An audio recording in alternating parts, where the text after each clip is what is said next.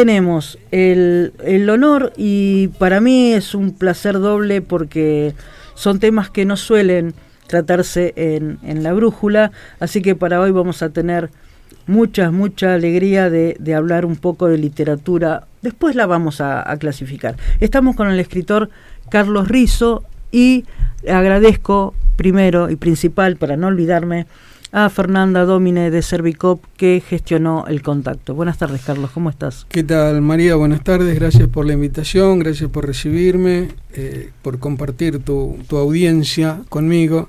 Un saludo para Fernanda, que fue la intermediaria en esta cuestión. Bárbaro. Tengo muchas preguntas porque te digo lo que me llamó primero la atención. Yo estoy acostumbrada a leer, como docente durante casi toda mi carrera, literatura gauchesca, pero del siglo XIX. Claro. Leer, si bien vos empezaste a publicar hace muchos años, pero leer hoy, en el siglo XXI, literatura gauchesca, es como, en principio, raro, ¿no? Es raro en los círculos culturales de la ciudad. Es una tremenda difusión en las áreas rurales. Ajá. O sea, todas las publicaciones que se hacen no andan en el circuito oficial de la cultura. Yo los otros días estuve reunido con el director de cultura de la Biblioteca Nacional, el escritor Guillermo David, y yo le contaba eso, porque él me decía que les interesaba para la biblioteca como material todo aquello que tenga que ver con lo criollo. Y yo le decía, me di cuenta hace muchos años, todos los que hacemos costumbrismo va por un camino paralelo al de la cultura oficial. Claro. ¿Por qué? Porque para la cultura oficial la literatura gauchesca murió con el Segundo Sombre. Claro. O sea, ellos hacen un parangón, digo ellos por los académicos que se han dedicado a estudiar, hacen cumbre con el Martín Fierro en lo que fue propio del gaucho. La poesía oral era propia del gaucho, no la prosa. Uh-huh. Yo digo que lo que es prosa es un gauchesco tardío, pero no propio del gaucho, sino del hombre que escribió tomando los modos. Claro.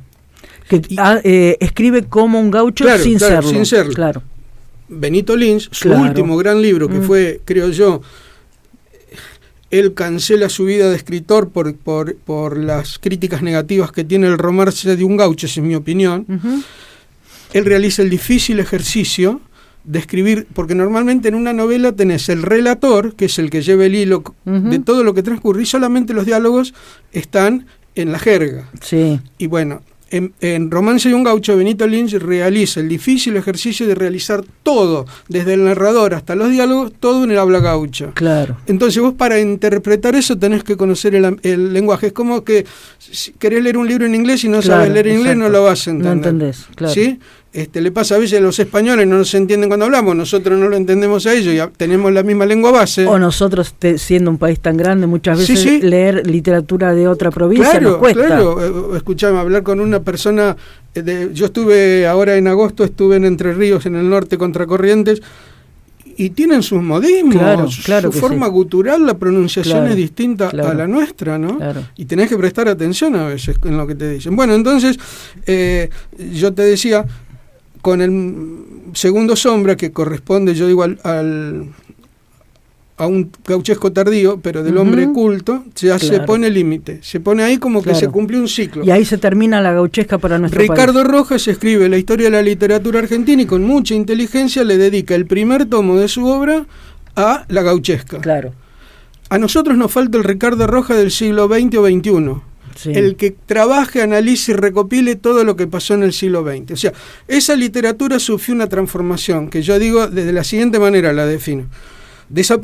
La poesía gauchesca tiene su nacimiento con Bartolomé Hidalgo, de lo que se cumplió en 200 años en el 18, según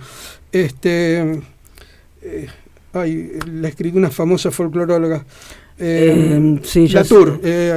Botas de Latour es el apellido, pero bueno, no importa. Olga Fernández Latour de Botas, estaba mezclando. Ella dice que en el 2018 se cumplió el bicentenario de la poesía gauchesca. Empieza con las invasiones inglesas, continúa con la Revolución de Mayo y se cantan a todos esos hechos que ocurrieron en guerras de la independencia, después guerras intestinas, guerra del Paraguay y después conquista del desierto. Uh-huh. al desaparecer todos esos elementos y conformarse el país de otra manera, con constitución y con otros proyectos, es como que aquel gaucho que dejó de existir se transformó en el hombre de campo trabajando mensualizado o jornalizado, pero bajo patrón, bajo otro modo de vida que le quitaron la libertad que tenía en origen. Ese hombre o esos hombres siguieron escribiendo. Escribir es una entre comillas, ¿no? Porque muchos de ellos siguieron siendo analfabetos. Mi padre era del año 21 y había hasta 4º grado en el campo. Pero oralmente se iba pasando hasta el día de hoy. Claro. Hasta el día de hoy. Entonces, esa gente a qué le cantó? Ya no tenía aquellos épicos para cantar, le cantó a lo cotidiano. Le cantó a la mujer, le cantó al rancho, le cantó al caballo, le cantó a la tropilla, le cantó al trabajo diario, a la tropa. ¿Me explico? Sí. Eso no está estudiado. Claro. Ahora, mientras que te escuchaba hablar de los inicios de la gauchesca, me estaba acordando que, bueno, por cuestiones de estudio, yo adquirí la lira argentina. Sí. Yo creo que eso académicamente fue el cierre, desde la academia, por supuesto, fue el cierre de la literatura gauchesca. Después de eso le sumaron Martín Fierro y Don Segundo Sombra. Y se terminó. O sea, cuando hablas de gauchesca hay 4 cosas clásicas. Hay Bartolomé Hidalgo, Hilario Escazú, Estanislao del Campo y Martín Fierro. Claro. Y José Hernández. Y ya está. Hay muchos escritores actualmente. Poetas. ¿Sí? Como pasar dulce, dijera el paisano. ¿En serio? Sí. Yo digo, yo en el año 85 edité una revista durante 5 años con 2 amigos, un socioeconómico y los otros 2 éramos los creativos literarios. Palgauchaje se llamó. Llegábamos a editar 3.000 ejemplares por mes, duramos 5 años. Ya en aquel entonces, año 92, crisis económica, fue el fin. Eso, en aquel entonces, teléfonos tenían algunos, ¿sí? Y nos manejábamos por carta, estampilla y carta. Claro. Y yo, como director del que organizaba el material, recibía cartas de gente desconocida que me mandaban sus versos, manuscritos y cosas para publicar, o fotos, o una foto antigua para publicar en la revista. Esto me llevó a mí a razonar que en la provincia, yo hablo de la provincia de Buenos Aires. Uh-huh. Esto me llevó a mí a razonar que en cualquier paraje donde haya 4 o 5 casitas juntas en la provincia hay un hombre, porque hay mujeres también, uh-huh. Hay un hombre o una mujer que hace una décima. La décima es la estrofa que tiene mayor captación en la gente criolla, porque es la que se utiliza para cantar por milonga. Claro. Milonga, estilo, cifra, se canta por décima. En décima se cantan por esos ritmos. Y eso me hace decir que hay mucho, y hay mucho libro que se publica, a veces regularmente editados, porque no van a alguien, van al imprentero del pueblo, claro, es decir, y el imprentero sabe la técnica de imprimir, pero no por ahí corregir un libro. Claro. Bueno, vos fuiste editora, sabés de lo que hablo. Claro. Y entonces por ahí adolecen de errores esos libros. Claro. Pero hay mucho. Carlos, naciste en La Plata. Sí, soy la primera generación de toda la familia, o sea, al nivel de mis padres y por parte tanto de mi papá como de mi mamá. Era la generación que empezaron a venir a las ciudades en busca de un mejor futuro. ¿Tus papás no son de la ciudad? Sí. Ah, son de acá. No, son del campo, emigraron del campo hacia las ciudades. Buscando una mejora económica. Cuando mi papá termina el servicio militar, estamos hablando del año 41, uh-huh. Un hermano mayor de él, que no le gustaba el campo, o sea, la vida de trabajo de campo, él ya se había venido a Berisso y había descubierto los frigoríficos. Claro, entonces, cuando él podía, que volvía a la chacra, les decía a los 2 hermanos varones, yo en una semana gano lo que ustedes ganan en un mes. Y se los trajo a los 2 varones a la ciudad. Mi mamá, en definitiva, se vino a La Plata cuando se casa. Claro. ¿De dónde son? Partido de Magdalena, zona de Bartolomé Babio. Sí, acá cerquita. Sí. Claro. Sí, pero yo tengo una rama criolla y una rama gringa. Ajá. La rama criolla, que es la de mi mamá, ya a principios de 1800 los Espinel estaban en esa zona. Los Cepeda ya estaban antes de 1800. Y por la rama gringa de mi papá, los rizos, por lo que sabemos, porque los rizos eran analfabetos, los rizos como todos los inmigrantes italianos, claro, y bastante cerrados, y no contaban demasiado. Ajá. todo lo que no lograste rastrear muy por arriba. El hermano mayor de mi papá, ese que no le gustaba el campo y que se trajo a los hermanos al pueblo, él fue el que más me contó de cosas que él había recopilado en su cabeza, ¿no? Claro. Como que por 1855 había llegado el que sería mi tatarabuelo. Claro. No es tan difícil rastrear en algunas páginas. Sí, ahora no. Yo he rastreado mis abuelos. He publicado un libro donde he armado los árboles genealógicos de las 4 ramas de mi familia. Qué bueno es. Rizo Castañazo, Espinel Cepeda. Qué bueno. Que se llama Asuntos Magdalenenses porque ellos en definitiva eran de Magdalena. Claro. Carlos, ¿cuánto hace que escribís? Después vemos cuánto hace que publicás, pero ¿qué escribís? ¿Y qué empezaste a escribir? Sí, mira, si se tiene en cuenta lo primero que escribí me quedó registrado o guardado, sí. Hace 54 años que escribo. ¿Y qué fue, te acordás? Sí, pero me acuerdo patente. Ya te digo de la 10ª que te dije antes. Ajá. Yo cuando salía al campo de a caballo solo, que nadie me escuchaba, me gustaba ser como el payador, ir inventando el verso. Claro. ¿No? Y un día si la casa de la familia estaba acá cruzaba un arroyo y yo iba hacia ese arroyo. En esta zona del arroyo había una barranca y un árbol, una cinacina. Cuando yo iba caminando y miro el árbol, se me ocurre, dice: canta un chingolo posau sobre verde cinacina, al tiempo que el sol se inclina a un horizonte rosau, sombras de un monte enlutado oscurecen ridepente. Después no me acuerdo los otros 4 versos, pero en aquel momento cuando volví a la casa agarré un lápiz y un papel y lo anoté. ¿Lo ibas repitiendo para no olvidarte? Sí, claro, porque no tenías dónde anotarlo. No, me ha pasado escribir versos en la cabeza y tener que repetírmelos durante mucho tiempo hasta llegar a mi casa. Uh-huh. ¿Y qué te pasó cuando viste que vos podías dejar por escrito lo que muchos años atrás era una cuestión de oralidad y nada más? Yo ya para... ¿O qué pasó en tu alrededor? Pasa que en mi crianza, si bien yo nací en La Plata, por ese hecho de mis familias rurales, por ambos lados, yo estuve en contacto permanente con el campo, ¿no? Entonces yo digo que yo siendo hombre, yo con los hijos ya grandes, un día mi abuela, 80 y tantos años en ese momento, pícara la vieja, yo siempre conversaba y preguntaba desde chiquito, y de grande seguía haciendo lo mismo, preguntándoles a ellos cosas de los tiempos de ellos, ¿no? De jóvenes. Y entonces con una sonrisa muy pícara, mi abuela me dice: cuando vos tenías 6 meses, dice, nosotros vinimos a La Plata a visitar a los hijos, porque tenían 2 hijas mujeres que vivían acá, ¿no? Una en 1763, acá estamos cerca, y otro en donde vivo actualmente yo, 69 y 11. Cuando estaban en mi casa, dice que me tenía en brazos ella, y cuando se estaban por ir, le dice a mis padres, agarró una manta, me envolvió y le dijo: este muchachito nos lo llevamos nosotros. Y me llevaron. Y a partir de ahí yo empecé a vivir largas temporadas con mis abuelos. Entonces yo digo que yo tuve la gracia y la suerte de haber gateado y pisado en pata cuando andaba haciendo pininos en el patio de tierra de la vieja casa de la heredad de mis mayores, de las que les quedaba, las sucesiones son malignas, claro. les quedaba un pequeño campo del que vivían.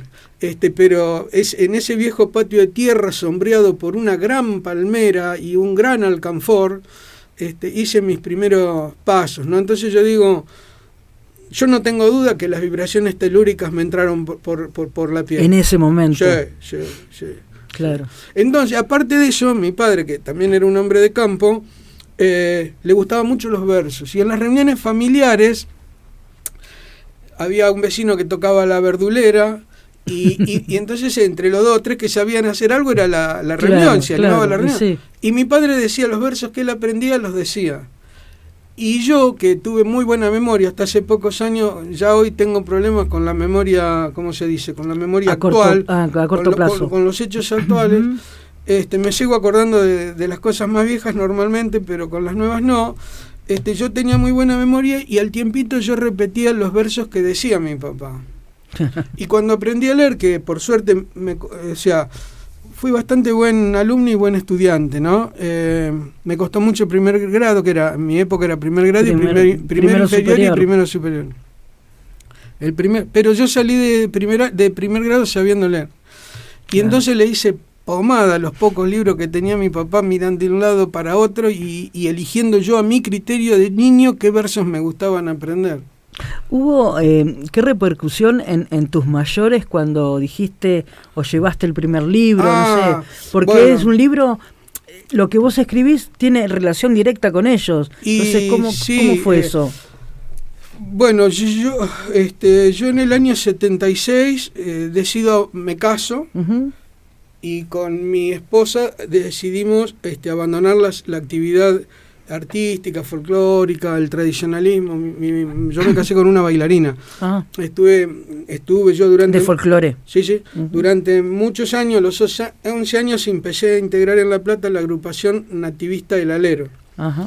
En la cual era solista yo.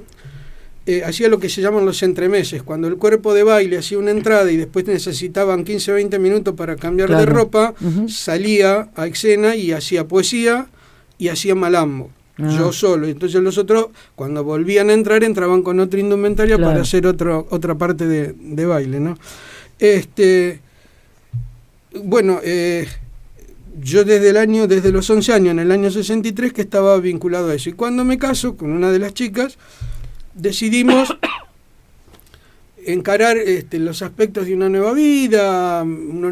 Teníamos todo menos la casa.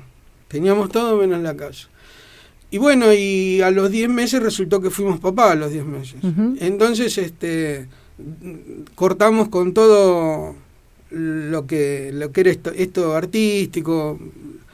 ¿Pero por cuestiones económicas? Bueno, yo a raíz de que nace la nena, yo me consigo otro trabajo. Claro. Yo me iba a la mañana de mi casa, volvía a la noche. Hasta que 1 año y medio de ese hecho, mi padre, que siguió vinculado a la agrupación nativista del Alero y estaba como vicepresidente en ese momento, estoy hablando de abril del año 79, uh-huh, un día me dice, mira, acá te voy a contar otro hecho raro. Año 79 se cumplió el centenario de las campañas al desierto. Sí. En esa época no existían los grupos indígenas que hay ahora, no había caciques, y se festejaba la campaña del desierto, se festejaba. El centenario fue una fiesta en todas partes de la provincia de Buenos Aires. La agrupación nativista del Alero organizó un festejo en el Círculo de Periodistas, en el Viejo, ahí en calle 47, que hoy hay un edificio en ese lugar. Existe el círculo, pero ocupa un piso, creo. En el primer piso estaba el salón de actos. Y entonces me dice, vamos a hacer un acto. Dice, lo invitamos a Francisco Chamorro, que era un músico correntino que se había querenciado en la provincia de Buenos Aires y era un referente en la música de la provincia, nuestra, de la provincia de Buenos Aires, surera. Y dice, pensamos que Francisco puede hacer 2 entradas y vos podrías hacer 2 entradas de poesía.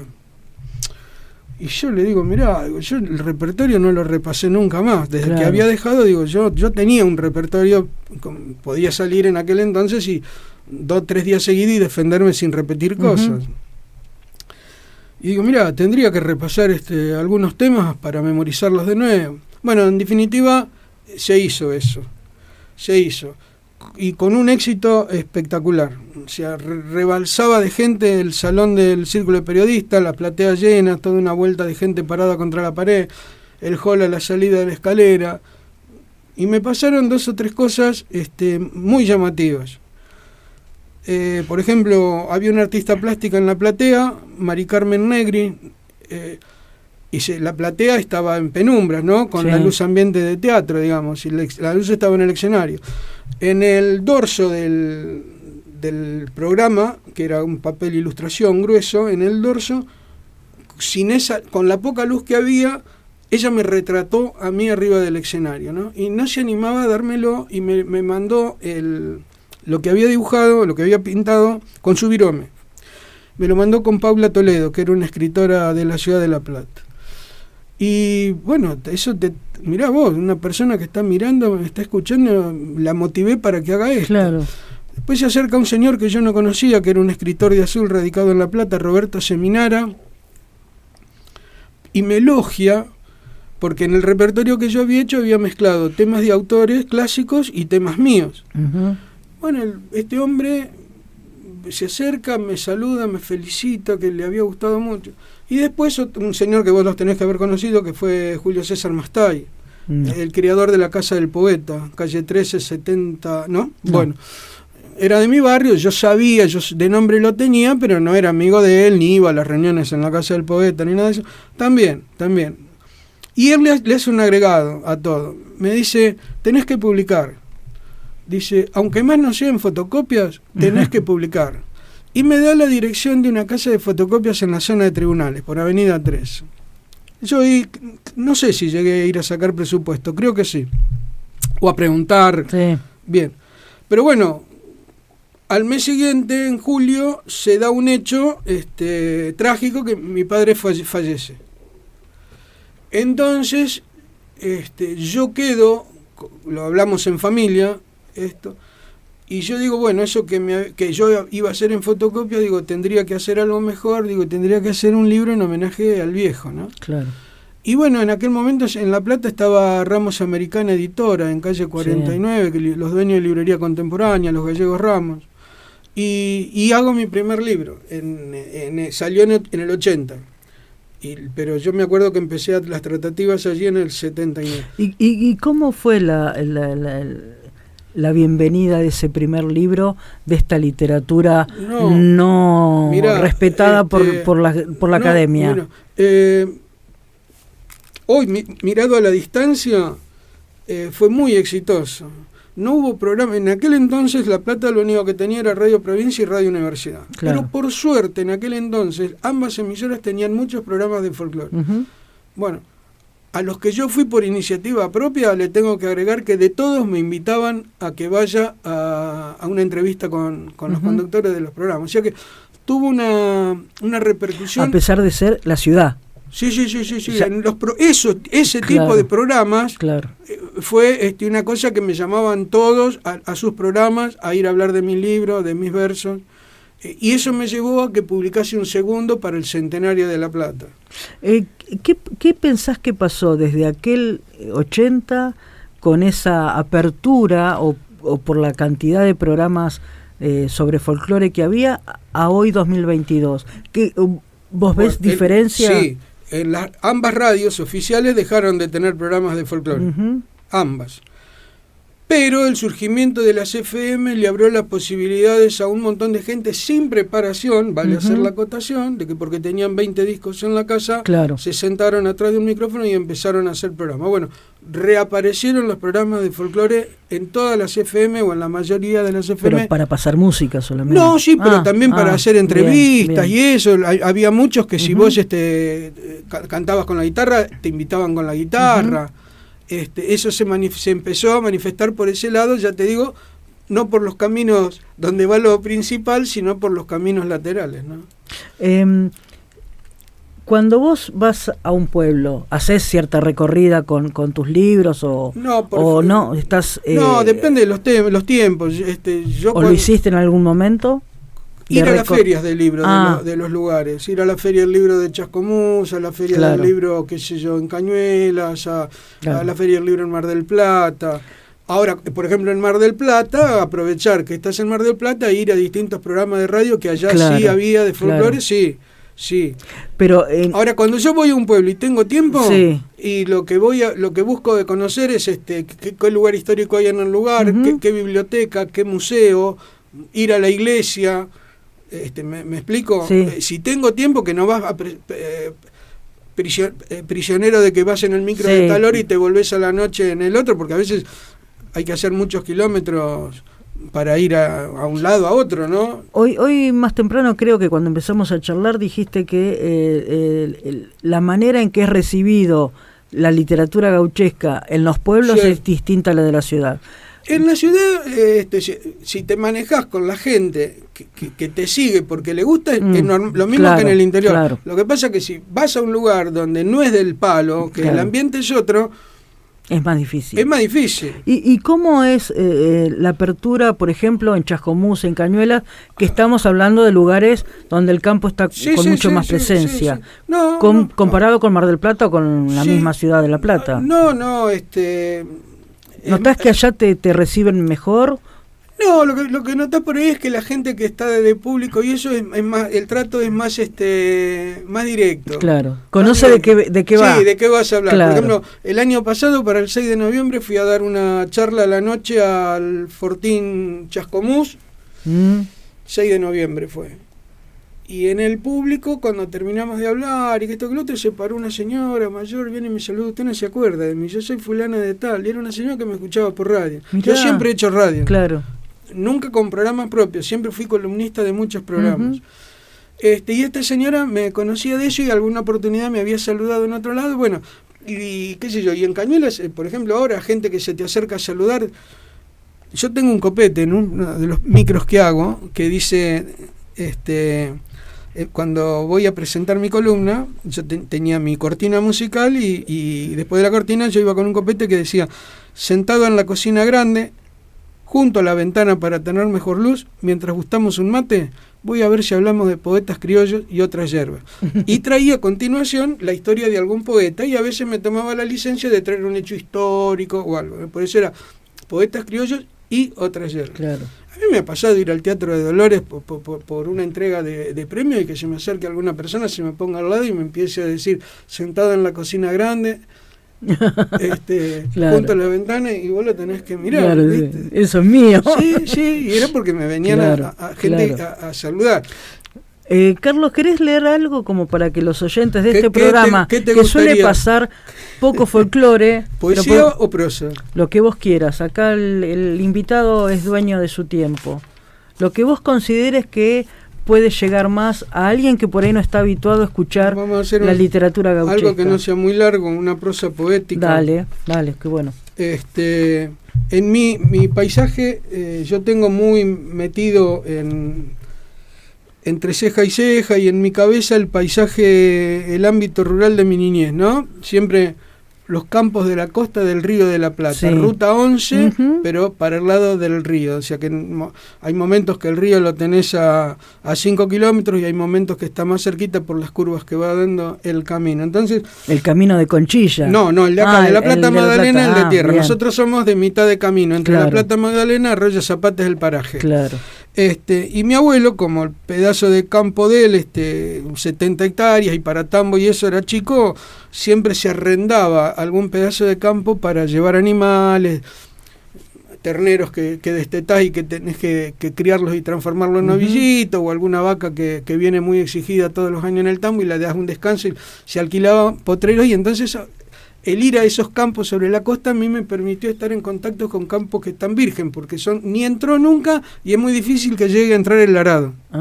Por la geografía que tienen. Claro. Son campos de quebrados, con cañadones, época de lluvia, quedan como islas. Claro. Cuando viene Garay en 1581 y se acerca a lo que hoy es Magdalena, desde las alturas que están más o menos a la altura de lo que hoy es Cañada y Arregui, cuando ellos ven para adelante, al lugar lo llaman el pueblo de las islas, porque ellos veían islotes de tierra con plantas, pero eran lomas que se llaman albardones, que en ese momento estaban llenos de agua las partes bajas porque había habido una sudestada, porque había habido mucha lluvia. Claro. Cuando el tiempo mejoraba, que no había lluvia, si no había sudestada, el agua esa se escurría y queda el campo quebrado con las ondulaciones, y donde están la arboleda es en los centros de esas lomas, ¿no?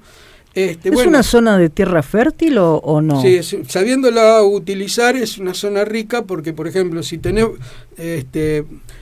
un invierno bueno, una primavera propicia, tenés un tiempo de verano muy bueno en pasturas. Ajá. Pero es zona de cañadón y eso, que vos tenés que andar siempre atento al manejo de los animales, porque a mí me ha pasado ir con mi abuelo a sacar alguna vaca o algún novillo que ha caído a algún canal hecho por el hombre, ¿no? Y como están cortados medio a pique, el animal solo no sale. Haber tenido que ir a sacarlo al asa de adentro del empantanamiento del animal. Entonces, ese paisaje yo lo tengo, ese paisaje de campo quebrado y de cañadones, yo lo tengo muy, muy metido. Y aparte una flora, entrar en los montes de la costa del río, esos montes vírgenes de tala, coronillo, sombretoro, todas plantas de espina, y enredaderas que trepan esos árboles como el burucuyá. El burucuyá es la pasionaria. Sí. cuando se eligió la flor nacional, que ganó el ceibo, la pasionaria salió segunda. Que dio esos florones y el globo amarillo anaranjado, que es el fruto que da el árbol, y otras enredaderas que vos ni sabés cómo se llaman, pero de distintos tonos de verde. Me encantaba eso, andar y los pájaros, la fauna de ese lugar, ¿no? Entonces, en una prosa poética yo le escribí al Cañadón: si te habré visto, Cañadón, gran 7, reseco en los veranos cuando el sol va asando tu tierra blancuzca, la mar en inviernos para el tiempo de las lluvias, país de los uncales, de las cortaderas y de las totoras, si hasta de a caballo me han tapado los juncos al de entrarte lleno. Y ahí está el asunto, cruzarte no es cosa de chambones ni de corajudos, hay que conocerte los pasos seguros cuando un pingo guapo puede rifalarse hollizando ansina las partes más fieras, los tembladerales. No, si no es patuitos de entrar a cruzarte. En los albardones se trepan los talas, las cinas, algún espinillo, y tampoco faltan los criollos ceibales, porque entre los verdes de los pajonales y el tirando a vallo del unco al secarse, te priende en racimos un tinte de sangre la flor que los ceibos cuelgan en el aire, y por entre los talas, los burucuyaces asoman sus flores lindazas y humildes. Cañadón, caracho, sos patria sin duda payunta y chajaces, laguna y guarida de ciento de nutrias, de patos y garzas, y sobre tus costas dormidera de cuises y hasta comadrejas. Tenés mucha vida cuando el agua abunda, pero cuando entran tus charcos a orearse, cuando en las sequías la hacienda resopla sobre los barriales buscando del agua para poder saciarse, vas quedando tuito lleno de cicatrices de tanta pezuña o de abiertos tajos del barro al secarse. Cañadón, gran 7, cerque mi querencia, sos parte del paraje. ¿Sos consciente, Carlos, que es muy distinto, seguramente te debe haber pasado, si tus textos los lee otra persona? Porque le das una musicalidad especial que no sé si dicho por otro que no lo lee de la misma manera, cala tan profundo en el oyente en este caso. Sí, puede ser. Le das una cadencia diferente. Sí. No, inclusive mi poesía es muy difícil para leer para personas que no están en el tema. Claro. A veces no me río, pero te dan ganas de subir y sacudir. No, me da lástima porque a veces las personas en reuniones, ¿no? Claro. Hacemos reuniones de versos y algunos van con los libros, por ejemplo, alguno que tiene el libro mío, traje el libro de Carlos, dice, y yo me doy cuenta que les cuesta un montón para leer como yo escribo. Claro. Pero es también una falta de costumbre de nosotros los lectores. Sí, de interpretar la forma. Claro. Por eso yo el romance el que te dije hoy de Benito Lins, yo lo leí de punta a punta interpretándolo, cosa que no le pasó a los críticos. Claro. Que no lo leyeron con esa solvencia. Lo que pasa que esos críticos seguramente no vienen del mismo palo que vos. Eso también hay que verlo. Pero el resto de la obra de Lins la habían elogiado. Porque había sido siguiendo los cánones habituales. Cuando él rompe esos cánones, los críticos no lo entienden. Claro. Acabas de decir la palabra trágica de la literatura, el canon. Es ahí donde tenemos que empezar a romper un poquito la estructura. ¿Qué te pasa a la hora de poder entablar una conversación con otro que está en las mismas que vos? Escribe literatura gauchesca, pero le cuesta entrar mucho a un mercado comercial razonable. Yo, les doy consejos, no se pueden dar, pero les doy ¿Por qué no se pueden dar consejos? Y es feo ser consejero. ¿Quién sos pero la experiencia por ahí. ¿Quién sos para dar consejos, no? Pero yo con los nuevos soy muy atrevido. Ajá. Yo soy de decirle, cuando me ocurre mucho, que todo a raíz de aquella revista que te dije del año 85.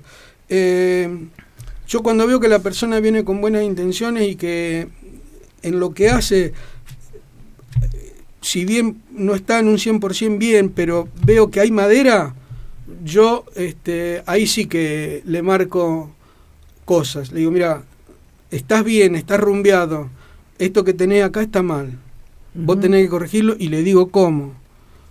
Y por suerte en el 95% te lo reciben de muy buena manera.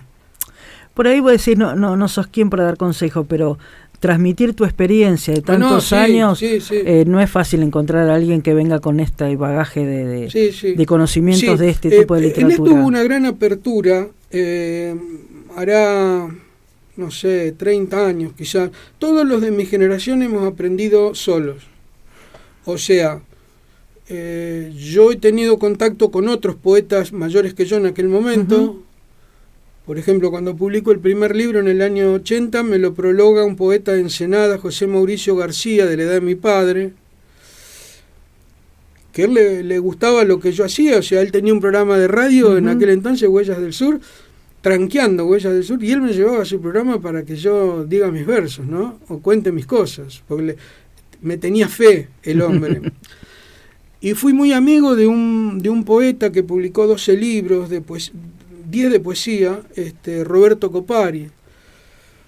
Ahora vos sabés que yo no sé si era por pudor o porque esa gente, nadie te decía darte una opinión de corregirte o marcarte algo mal. Solo un muchacho que ya murió, 10 años mayor que yo, Guillermo Villaverde, un poeta del lado de Peguajó, pero que cuando el servicio militar vino y se radicó acá, un día me visita, pero te estoy hablando años 70 y algo. Creo que yo era soltero, y le doy siempre tuve las cosas escritas a máquina, porque el regalo de los 18 años para mí fue la máquina de escribir. Qué bueno. Entonces yo tenía todas mis cosas muy prolijas, escritas a máquina, y entonces como él vino, que escribía lindos versos, le doy para que lea, y me encuentra una palabra que era un disparate que yo había puesto en un verso, ¿viste? Y entonces me dice, che, hermano, y dice, acá esto está mal, esta palabra. Bueno, tenía razón, la corregí, por supuesto. Pero salvo eso, otra cosa no hay. Ahora, nosotros en el año 84 creamos la Asociación Argentina de Escritores Tradicionalistas, acá en La Plata. ¿Sigue funcionando? Sí.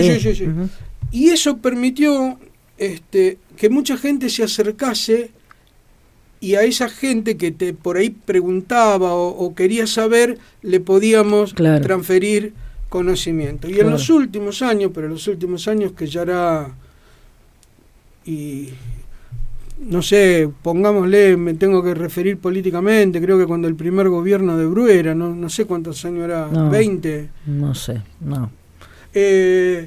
No, digo eso porque hay un muchacho de... No, menos me parece, menos. Sí, pues 20 son 2002, claro. Puede ser 2003, 2000, sí, por ahí puede ser, por el 2003. De Dolores había venido a estudiar periodismo, no se llama periodismo la carrera, pero... Comunicación social. Un chico que es payador, Emanuel Gaboto, que anduvo por muchas partes de América, y él en Cuba, en Colombia, en México, conoció que allá se enseña a improvisar, a crear el verso en el momento. Claro. Entonces él inventó en la Argentina los talleres de payadores. Claro. No para crear payadores, pero sí para enseñarle a la gente cómo se arma una estrofa, cuáles son las licencias, cuáles son las distintas formas estróficas. Porque si no, eso se pierde en algún momento, si no hay alguien que sistemáticamente explique cómo se hace. Sí, se mantiene de la misma manera que por el saber popular, que vos decís, porque a mí me ha pasado gente que me diga, no, pero esas décimas anónimas del siglo XIX no las escribió el pueblo, pensando, no, yo tengo experiencias y constancias.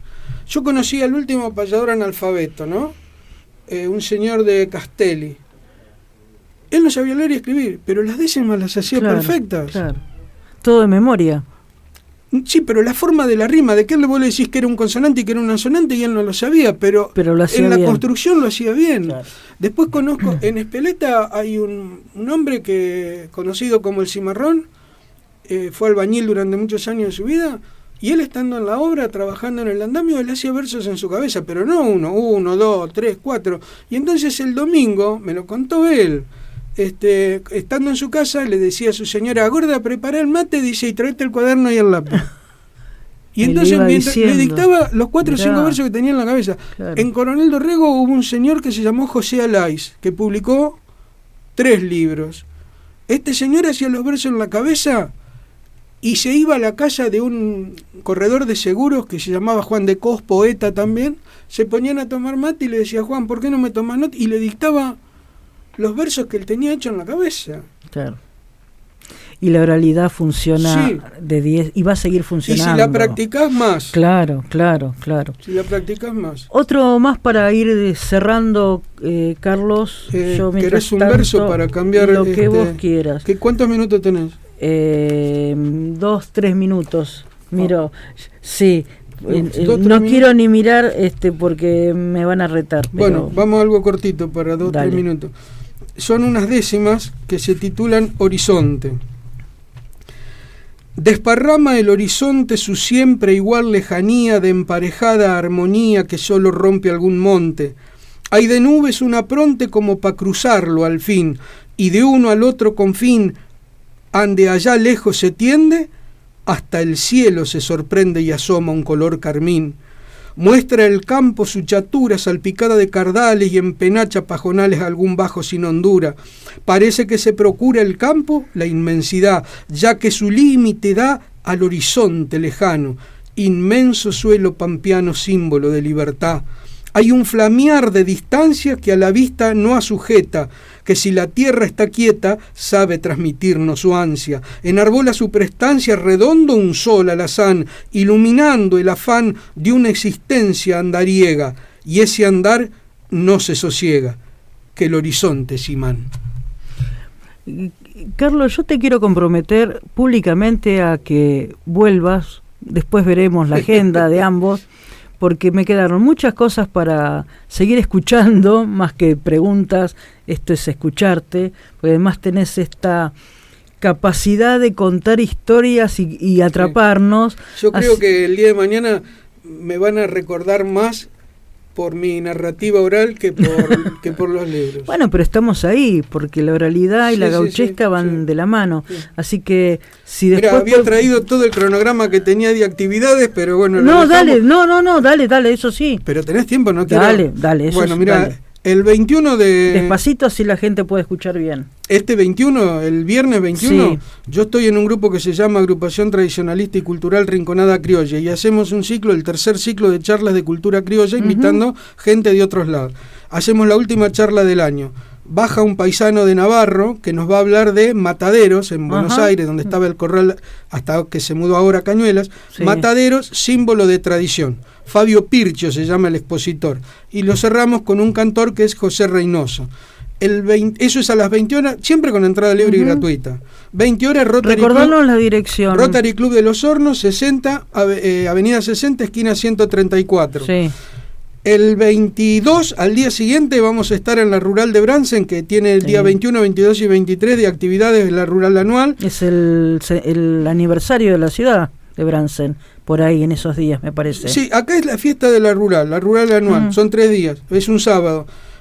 Vamos a estar en la conducción del concurso de aperos de uso tradicional. Se compite, viene gente de distintos lugares y compiten, y vamos a compartir la conducción con Maxi Parada. El 29 de octubre vamos a estar en el Museo Irma Rebainera, en la calle 44, 1422, Plaza Escuénaga y calle 20.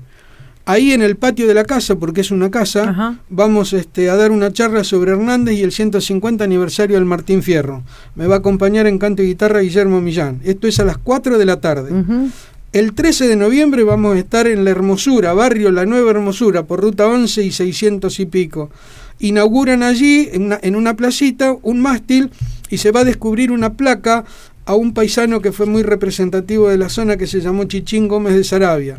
Y en la biblioteca del lugar vamos a dar una charla sobre algunas noticias sobre el nacimiento del Día de la Tradición. También en compañía de mi amigo cantor Guillermo Millán. El 14 de noviembre vamos a estar en la Biblioteca Nacional Mariano Moreno, en Buenos Aires, en una mesa de 4 expositores. Tenemos 15 minutos cada uno para hablar sobre el mito gaucho, que es una exposición que está montada desde noviembre del año pasado y se va a levantar a fin de noviembre de este año. Y el 20 de noviembre, en el Rotary Club, pero en este caso Rotary Club La Plata Norte, 118, entre 37 y 38, a las 4:30 de la tarde domingo, vamos a estar presentando el libro que todavía no tengo en mis manos, que se llama Tirando en Yunta. Es un libro de versos compartido con un pintor costumbrista de los más notables de la segunda mitad del siglo pasado, que se llama Rodolfo Ramos. Y por eso, porque nos quedaron un montón de libros para comentar, yo quiero mostrar, antes de despedirlo a Carlos, el libro que me dejó, que voy a leer con mucho placer, Diccionario Biográfico de Escritores Costumbristas Platenses. Lo muestro a esta cámara que está cerca, gracias Mercedes. Hay casi 100 biografías. Bárbaro. 96 creo que son. Vamos a chusmearlo después con tranquilidad. Carlos, 1.000.000 de gracias. Por favor, tenemos que no perder el contacto, porque me encantaría que puedas volver para seguir a tus órdenes, escuchándote. Estoy jubilado y... Tenemos tiempo. Yo entonces. Sí, porque estoy dedicado, ya sin trabajar, estoy dedicado a pleno a mis actividades. Buenísimo. Muchísimas gracias. No, gracias a vos, y María. gracias a Fernanda Domina y Martín de Servicov. Esperemos que hayan estado escuchando. Y si no, después le mandamos el fragmento editado.